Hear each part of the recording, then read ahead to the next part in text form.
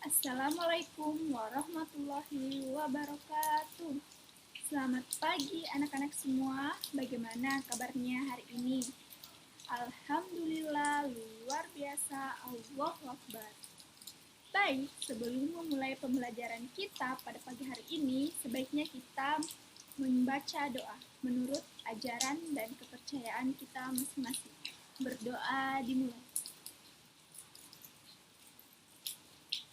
Berdoa selesai. Baik, sebelum memulai pembelajaran, anak-anak semua silahkan cek teman sebangkunya apakah hadir semua. Hadir semua? Alhamdulillah. Ada yang masih ingat pembelajaran kita pada pertemuan yang lalu? Ya, betul sekali, seni rupa dua dimensi.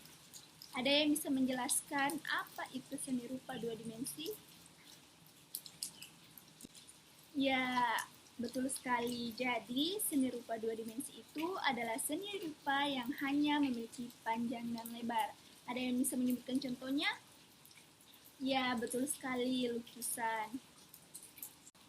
Jadi, pertemuan pada hari ini kita masuk pada tema 1 yang berjudul Selamatkan Makhluk Hidup dengan subtema 1, Tumbuhan Sahabatku pada pembelajaran kedua. Di sini kita akan mempelajari tentang seni rupa tiga dimensi, khususnya seni patung. Baik, di sini Ibu akan menampilkan sebuah video pembelajaran tentang seni patung. Ibu harap anak-anak semua memperhatikannya dengan baik dan tenang. Tahukah sahabat semuanya, seni patung merupakan bentuk seni tiga dimensi buatan manusia yang menampilkan nilai estetika atau keindahan. Patung digolongkan sebagai seni tiga dimensi, sahabat, karena memiliki ukuran panjang, lebar, dan tinggi, atau memiliki volume, serta dapat dinikmati dari segala arah.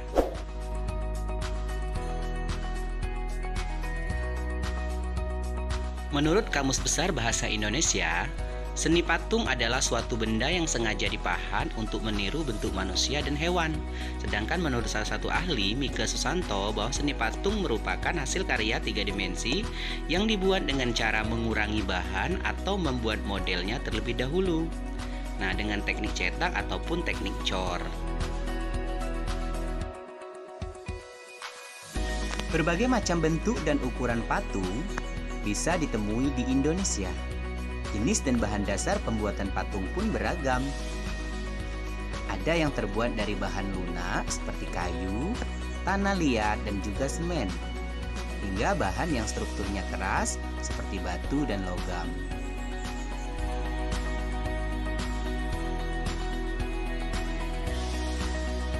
Sahabat, patung itu memiliki beberapa fungsi, diantaranya sebagai berikut. Patung religi berfungsi sebagai sarana beribadah dan bermakna religius. Patung monumen untuk mengenang jasa pahlawan. Patung arsitektur berfungsi sebagai pelengkap konstruksi bangunan. Patung dekorasi sebagai penghias bangunan, taman, atau tempat lainnya. Sedangkan patung seni hanya untuk menikmati keindahan bentuknya saja. Oke sahabat, sekarang kita pelajari jenis-jenis patung berdasarkan perwujudannya ataupun bentuknya. Berdasarkan perwujudan ataupun bentuknya, patung dibedakan menjadi dua. Yang pertama, patung figuratif, patung realis ataupun representatif. Berarti patung yang merupakan tiruan dari bentuk alam, seperti manusia, binatang, dan juga tumbuhan. Dapat dikatakan, patung ini nyata dalam perwujudannya dan tidak hanya bersifat abstrak. Contoh dari patung representatif atau figuratif ini adalah patung pahlawan, patung macan, dan sebagainya.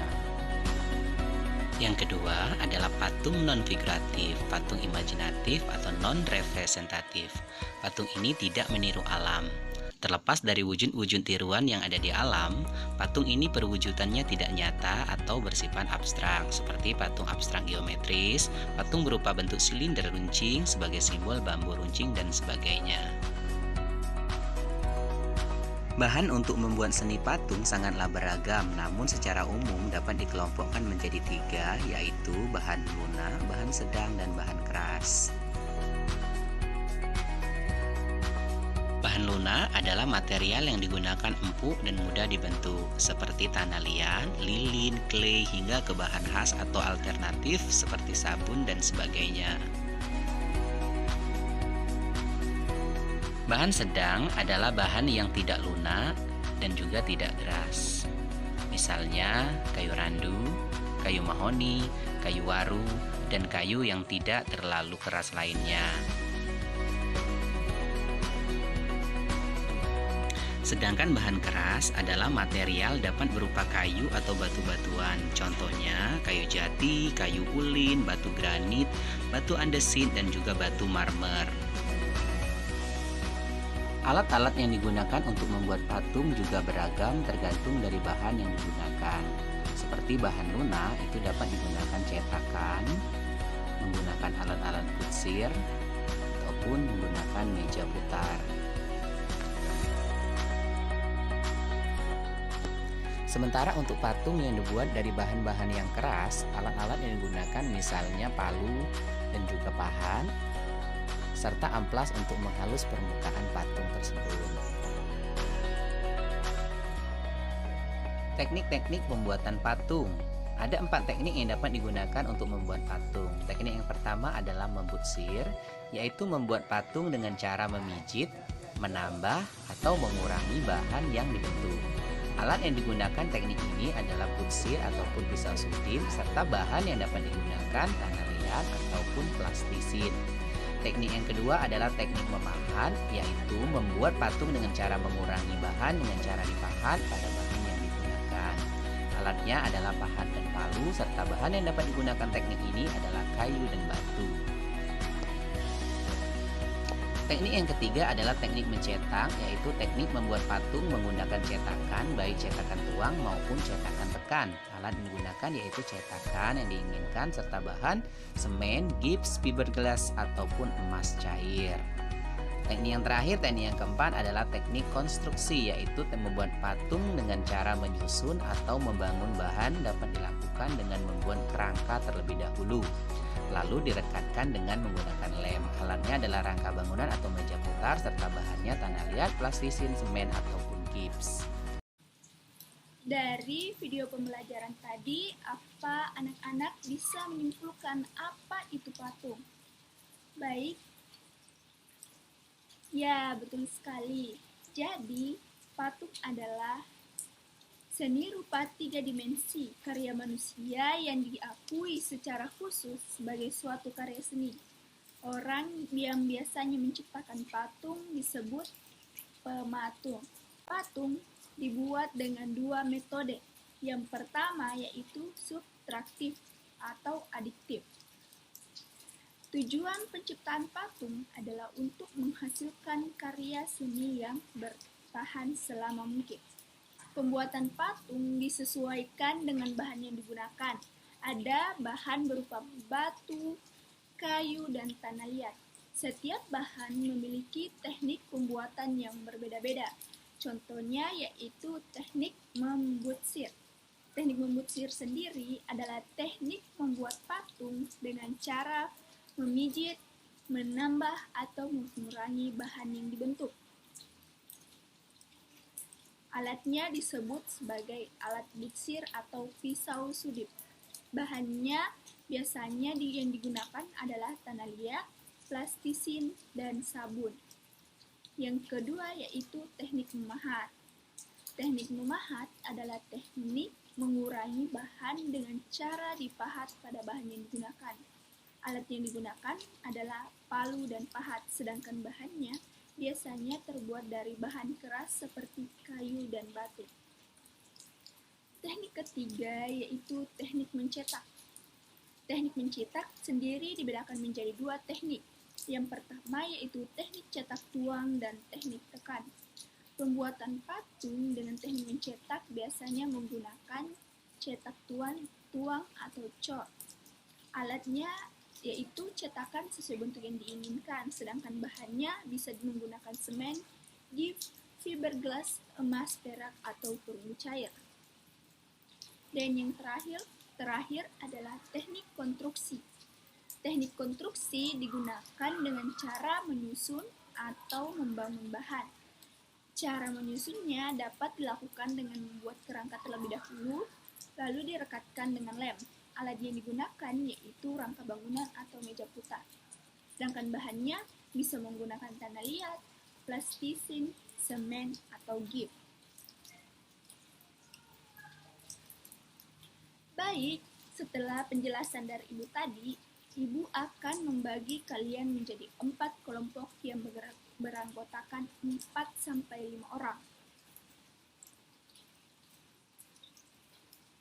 Baik, setelah pembagian kelompok tadi, Ibu akan menugaskan setiap kelompok untuk memilih bentuk dan bahan patung yang akan dibuat. Siswa menuliskan beberapa model patung dan mendiskusikannya dengan teman kelompok kalian, lalu memilih salah satu bahan dan teknik yang akan digunakan. Ibu akan memberikan waktu sekitar 1 jam untuk kalian membuat patung dengan teknik dan bahan yang telah kalian pilih.